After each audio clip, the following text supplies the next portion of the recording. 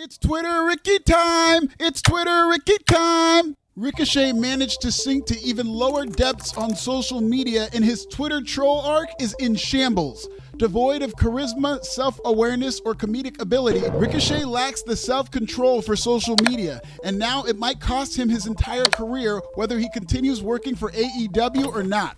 Today, we're going to talk about Ricochet's most recent controversy and how it exposed the AEW media who tried so desperately to protect him. We'll also talk about why history suggests that Ricochet won't be fired at all.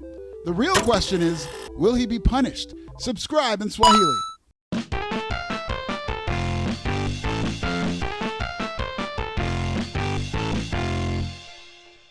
Ladies and gentlemen, put your hands together for Alfred Konuwa.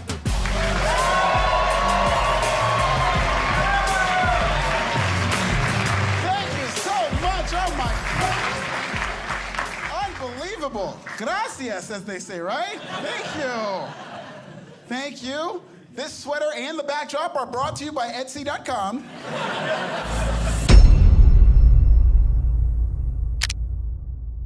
Ricochet's Twitter troll arc all started shortly after his signing in 2024. Free from the shackles of WWE's social media policy, Twitter Ricky was born out of a desperate but unfounded need to speak out and go viral on the Elon app. Within weeks of signing, Ricochet got his first taste of Twitter drama when he responded to a fan telling him to put his phone down. Ricochet proceeded to do his best impression of a British wrestler talking to a minor by tweeting, "Suck my dick." I covered that in this video. Ricochet got into it with rising star Javon Evans when he trolled Evans into calling Tony Khan a crackhead. Trevor the Tweeter has gone on to make several headlines, not for his matches like in 2016, but for his big mouth on the Bird app. There was that time when he had to delete a tweet calling an AEW production worker a pussy for suing the company. That'll look great in court. Or what about the time he came for African national treasure Alfred Konuwa? Y'all remember that? By the way, Ricky's tweet has nothing to do with why I'm dancing on his grave. I'm a professional. Twitter Ricky outdid himself during AEW Revolution weekend after losing a fifth-rate belt on a pre-show. Ricochet's backstage crash-out was criticized by a user named Sandy T, who said his acting hasn't improved. Trevor clicked on her profile, researched her whole bio, and responded in kind with, "I'm glad you got MS." As in, I did a thorough search of your Twitter profile, noticed that you had multiple sclerosis, and I'm happy about that. The backlash was biblical. The media coverage was minimal. All your favorite AEW sycophants stayed quiet about one of the most viral stories of 2026. I swear, there's so many AEW media sickos these days, there really should be a tier ranking.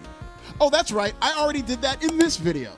I blame Ricochet's desire to be a troll on his white side. He reminds me of the white kids I grew up around in the suburbs who called their parents by their first name. And now the compromised all-elite media is doing their best white parenting impression by ignoring his tweets and publicizing his apology. Like we're not going to be in this same position with Twitter Ricky this time next month, if not next week. Trevor had a bad day, yeah, him and Dylan Roof. But this week, an embattled Ricochet is holding on to his career for dear life, and his defense strategy is straight trash. Under siege and in over his head, Ricochet defaulted to one of the oldest tricks in the Twitter PR handbook: deflect accountability by blaming death threats. And I might sound harsh here, but I haven't felt sorry for anybody publicly posting their death threats since maybe 2018. Everybody gets death threats on Twitter. I get them, you get them. I was on a family vacation this one time, and an AEW sicko called my dad, Alfred Sr., thinking it was me, and threatened his life. My dad was all like, "Oh, you must be talking about my son," and passed the phone to me. The biggest lie in social media is that a celebrity's life is in legit danger when they get death threats. Bullshit. Nobody in this lazy social media generation cashes in on death threats because the only people deranged enough to send them are too scared to leave the house. Real killers pull up to Dynamite and drag you to their basement. Death threats are the new shut the fuck up. They're like the Jacksonville Jaguars Super Bowl trophy case or Kyle Fletcher's charisma tank. All empty. I'm sure it's threats on my life in my mentions right now. I don't take any of them seriously. Unless they're Raiders fans. If a Raiders fan sends you a death threat, call the police.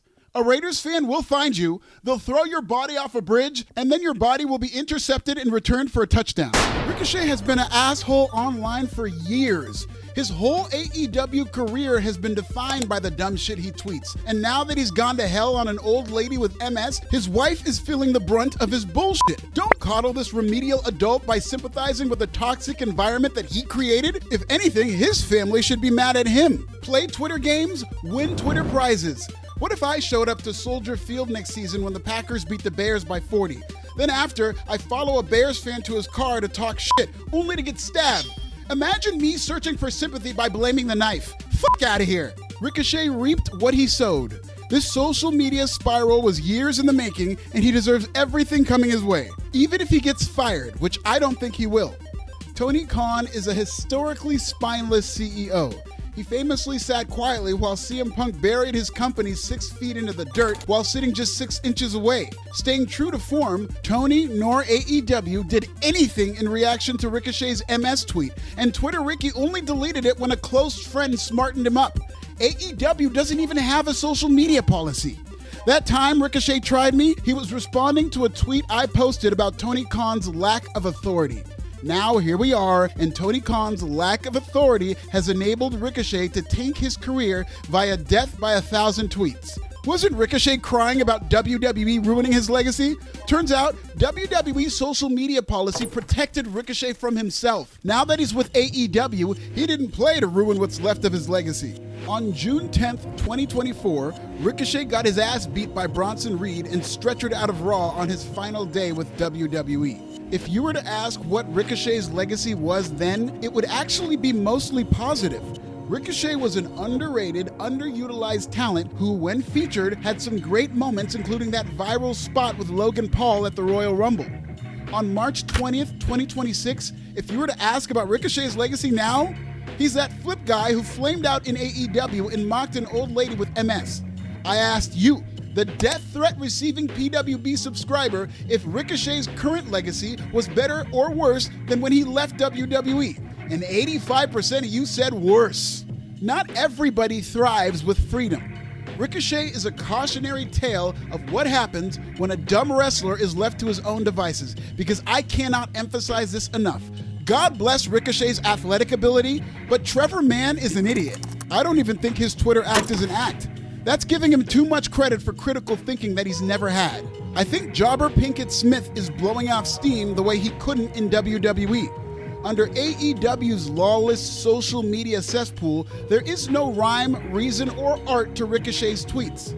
They're never mentioned on TV. They're never tied into any storyline or match. He doesn't post and ghost like Drew McIntyre, MJF, or most importantly, Alfred Konuwa.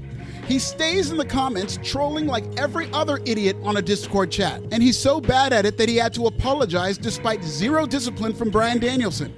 What's the art in that? Sounds to me like he just sucks at Twitter. Ricochet has not been seen or heard from on television since his latest meltdown. Tony Khan and AEW's lack of involvement suggests Ricochet won't be fired, but his career still might be over. Don't be surprised if Twitter Ricky is chilling on the AEW bench as we speak. After being used at a mid-card level before, Ricochet was put on ice quicker than a Proud Boy. His actions have put his wife in fake danger amid empty death threats, and he has nobody to blame but himself. And if you don't subscribe in Swahili right now to get me to 40,000, then I'll crawl out this YouTube video and kill you too. I'm just playing, PWB subscribers. You know I love you. For more on the life and tweets of Twitter Ricky, check out this playlist.